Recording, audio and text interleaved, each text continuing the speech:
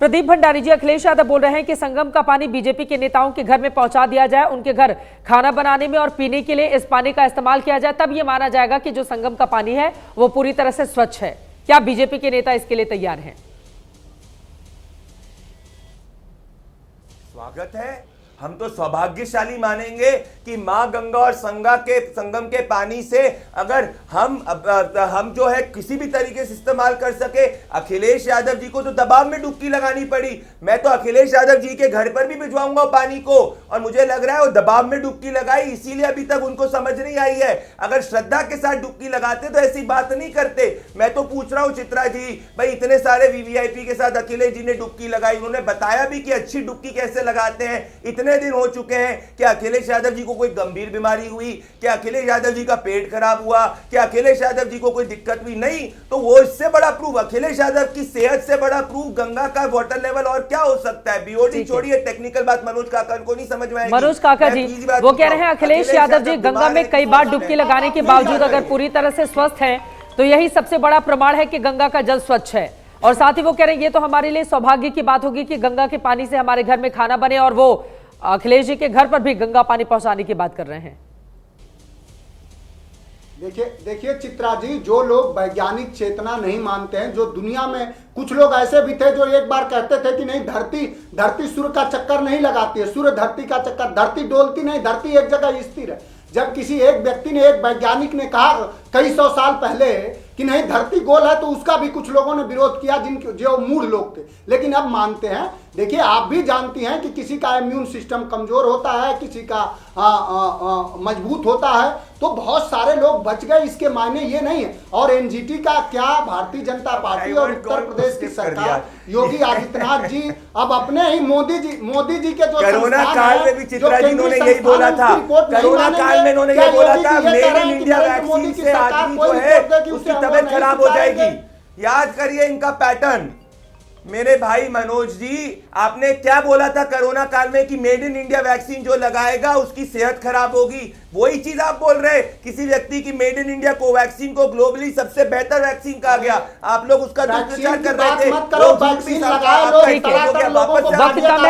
निवान Sharma ji, closing comment. अगर इतनी बड़ी तादाद में लोग जाएंगे स्नान करने के लिए तो कुछ दिक्कतें तो उनके सामने पेश आएंगी ना निवान जी? ठीक है सर, ओके ओके ओके।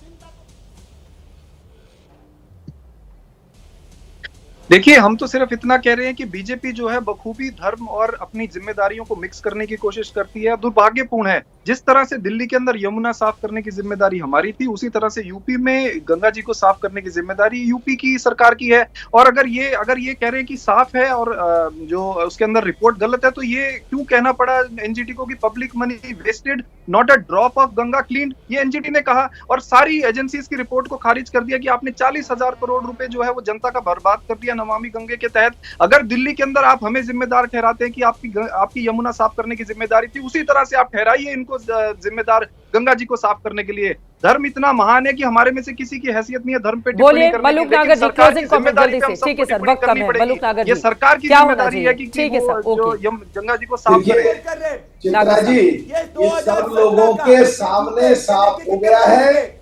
ये लोग महाकुंभ को झेल नहीं पा रहे हैं, ये पूरा देश के सनातन धर्म के लोगों की आस्था को झेल नहीं पा रहे हैं, और ये लोग घबरा कर प्रदीप जी बोलने दें उनको प्लीज। करते हैं कि ये लोग कुंभ के खिलाफ हैं, ये लोग सनातन धर्म के खिलाफ हैं, पर इनका सुनने वाला कोई नहीं है। सो कॉल्ड इंडिया गठबंधन की सबसे बड़ी पार्टी कांग्रेस और उसके साथी फ्लॉप हो चुके हैं, और ये हेल्पलेस होकर के कुछ का कुछ बोल रहे हैं। सारे देश के लोग देख रहे हैं, आने वाले समय में इनकी हालत राजनीतिक रूप से इससे भी ज्यादा बुरी होगी। गंगा मैया का श्राप इन लोगों को लगेगा। बहुत धन्यवाद आप तमाम मेहमानों का हमारे साथ चर्चा का हिस्सा बनने के लिए। पक्ष विपक्ष के अपने आरोप हैं, लेकिन सेंट्रल की रिपोर्ट और यूपी सरकार की रिपोर्ट अगर अलग अलग है तो फिर जवाबदेही और जिम्मेदारी तय होनी चाहिए, और देश को यह भी पता होना चाहिए कि सेंट्रल की रिपोर्ट सही है या फिर यूपी सरकार की। क्योंकि गंगा का ये जो पानी है उसको अमृत मानकर करोड़ों लोग न जाने कहां से पहुंच रहे हैं संगम नगरी, ताकि वो पुण्य के भागी बन पाए। लेकिन अगर पानी को लेकर इस तरह के सवाल उठेंगे तो यकीनन उसका जवाब यूपी सरकार को देना ही होगा। इसी के साथ महादंगल में अभी के लिए बस इतना ही। देश और दुनिया की तमाम खबरों के लिए आप देखते रहिए एबीपी न्यूज। दुनिया बदल रही है, और ये भारत के लिए ला रही है इन्फिनिट अवसर, जिसे हम कहते हैं मिनट इन्फिनिट। आइए आइडियाज ऑफ इंडिया के मंच पर समझें इसी मिनट इन्फिनिट को 21 और 22 फरवरी abplive.com पर।